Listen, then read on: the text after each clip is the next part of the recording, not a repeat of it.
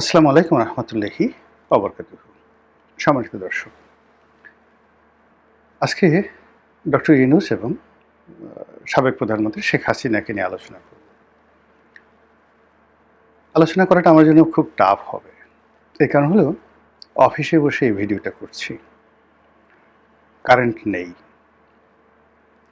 এবং আমি যে জীবনযাত্রা আমার যে রয়েছে দীর্ঘদিন যাবৎ, সেখানে আমাকে একটা নির্দিষ্ট তাপমাত্রার মধ্যে থাকতে হয়। তো কারেন্ট নেই, এসি চলছে না।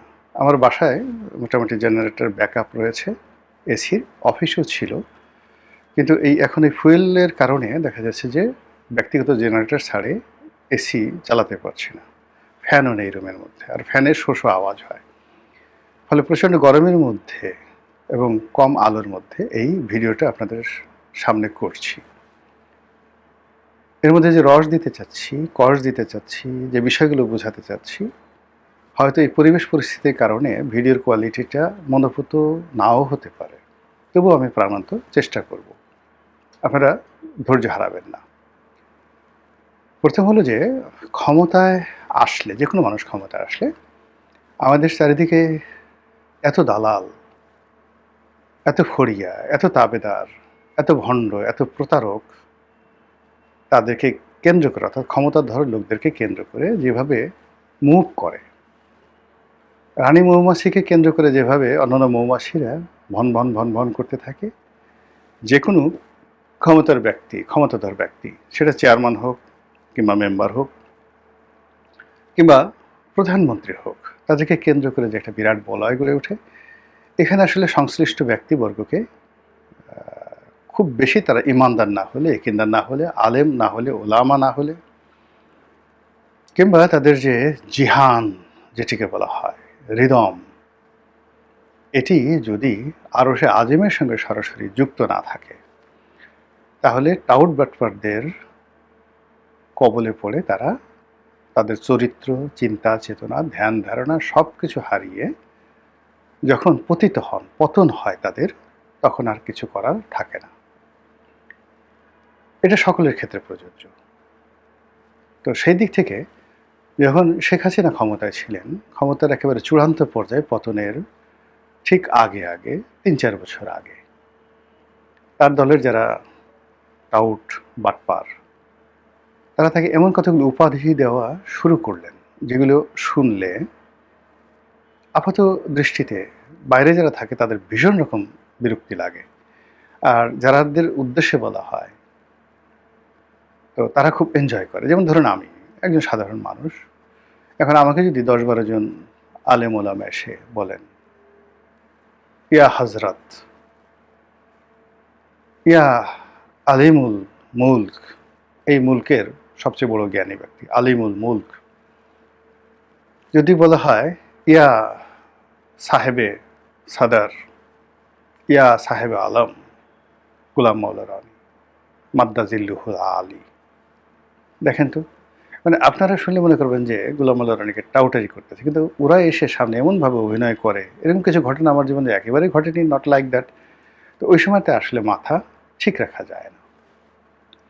তো শেখ হাসিনার ক্ষেত্রেও তো মানে অনেক কিছু ঘটেছে। যেমন আপনি ১০০ বছর জীবিত থাকেন, আরও ১০০ বছর ক্ষমতা চালান, তারপরে শেখ হাসিনার জান্নাত পাওয়া উচিত, জান্নাত তার জন্য ফরজ, আল্লাহর উচিত তাকে জান্নাত দিয়ে দেওয়া। এবং এমন সব ভালো ভালো মানুষ, মানে বয়স্ক, যারা ঘুষ দুর্নীতি করে না, এরকম সৎ মানুষও শেখ হাসিনার আসলে জান্নাত পাওয়া উচিত, নাউজুবিল্লাহ মিন জালিক, এই ধরনের কথাবার্তা তারা বলেছেন। অনেকে তাকে সংসদে বলেছেন যে শেখ হাসিনার উপাধি এখন হজরত। হজরত আরবি শব্দ, সাধারণত বলা হয় যে জনাব বা জনাবা। তো যে কোনো মানুষের নামের আগে হজরত থাকতে পারে, কিন্তু বাংলাদেশে বিশেষ করে রাজনীতির অঙ্গনে এই হজরত শব্দটি এত অ্যাভেলেবল ব্যবহৃত হয় না। ইভেন সৌদি আরব বলেন, মক্কা মদিনা বলেন, সেখানে কোনো গভর্নরকে হজরত বলা হয় না। যেমন হজরত সালমান, মোহাম্মদ বিন সালমান বা হজরত বাদশাহ ফাহাদ, এই কথা আপনার কখনো শুনেননি। তো যেটা আরব দেশে হয়নি, হজরত আবদুল্লাহ, বাদশাহ আবদুল্লাহ, হজরত বাদশাহ ফাহাদ, এইরকম কোনো দিন হয়নি। হজরত শব্দটি সাধারণত যখন মানুষ আধ্যাত্মিকতার একটা চরম লেভেলে পৌঁছে, মানুষ যখন মনে করে যে এর সঙ্গে একটা রুহানি সম্পর্ক আছে, তিনি বাতেনি অনেক বিষয় জানেন, রুহানি অনেক বিষয় জানেন, আল্লাহ তার হৃদয়ের মধ্যে এলহাম পাঠায়, তিনি অত্যন্ত উচ্চ মার্গের একজন আলেম, যিনি শুধুমাত্র শরিয়াতের নামাজ কালাম পড়েন না, মারেফতের অনেকগুলো বিষয় তিনি বুঝতে পারেন, তিনি ভবিষ্যৎ জানেন, তিনি অভিশাপ দিলে জ্বলে পড়ে ছারখার হয়ে যায়, আর তিনি যদি যাকে বলা হয় কারোর জন্য দোয়া করেন, আল্লাহ তার দোয়া কবুল করেন।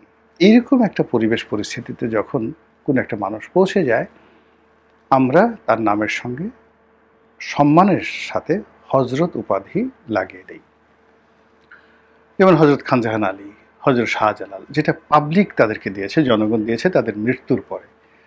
কিন্তু ৮০-র দশকে, ৭০-এর দশকে এরকম অনেক পীর, তাদের ভক্ত মুরিদ শুধুমাত্র টাউটারি করার জন্য, বদমাইশি করার জন্য একজন লোকের সামনে বসিয়ে তার নামে হজরত অমুক কুতুব আলী, হজরত টুকুর আলী, হজরত পুংপুং আলী, এরকম নাম দিয়ে পুংকুম আলী, পীরে কামেল লাউখালি, পীরে কামেল লেবুকাঠি, পীরে কামেল বান্দরবনি, এরকম শব্দ, হজরত অমুক অমুক অমুক।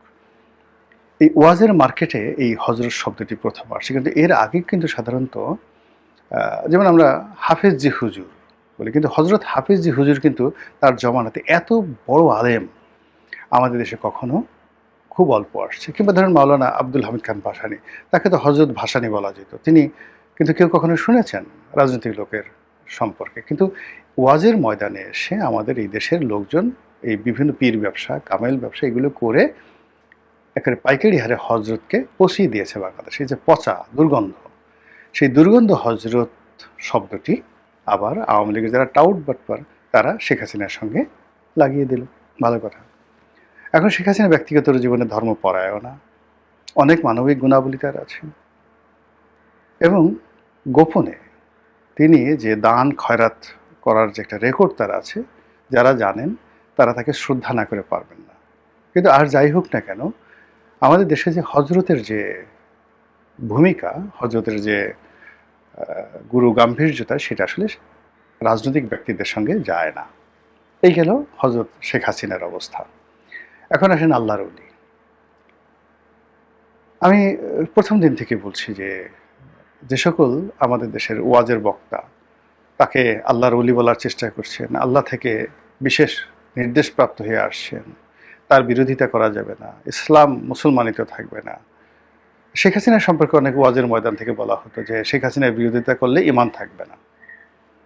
তো এই সকল ভণ্ড যারা লোকজন রয়েছে, তারা এই ডক্টর মোহাম্মদ ইউনূসকে আল্লাহর ওলি বানিয়ে দিয়েছেন, ইমাম মাহেদির পর্যায়ে তাকে নিয়ে গেছেন, হজরত ঈসা আলাইহিস সালামের কাছাকাছি তাকে পৌঁছে দিয়েছেন এই গত 18 মাসে। অথচ এই লোকটি 4 কলেমা জানে কিনা সন্দেহ, কিংবা ওই যে আমরা আমান্তু বিল্লাহি ওয়া মালাইকাতিহি ওয়া কুতুবিহি ওয়া রাসূলিহি, এইটা উনি জানেন কিনা আমার কাছে যথেষ্ট সন্দেহ রয়েছে। উনি দোয়া কুনুত, আত্তাহিয়াত, এই সমস্ত মানে যেগুলো basic and fundamental knowledge of a Muslim, একজন মানুষের, মুসলমান একের গ্রামের সাধারণ মানুষও সেই জায়নামাজের দোয়া, ইন্নী ওয়াজজাহতু ওয়াজহিয়া লিল্লাহি, এটা জানেন। কবর জিয়ারতের দোয়া জানেন। তারপরে সেই জানাজার যে নিয়ত সেটা জানেন। তারপর 2 ঈদের 2 জামাতের যে আরবি নিয়ত সেটা জানেন। আমি লিখে দিতে পারি। এই যে কথাগুলো বললাম, এগুলো ডক্টর মোহাম্মদ ইউনূস জানেন না। যদি জানেন, আমি ওনার হাত ধরে ওনার কাছে মাপ চাইব আমার এই কথার জন্য। উনি এই জিনিসগুলো জানেন না। উনি আলিফ বা তা ছা, যে আরবি হরফের যে বর্ণমালাগুলো উনি জানেন না। তো এরকম একটা মানুষকে যারা কোরআনের তাফসীর করে, যারা বিখ্যাত আলেম, তারা আল্লাহর ওলি বানিয়ে দিল।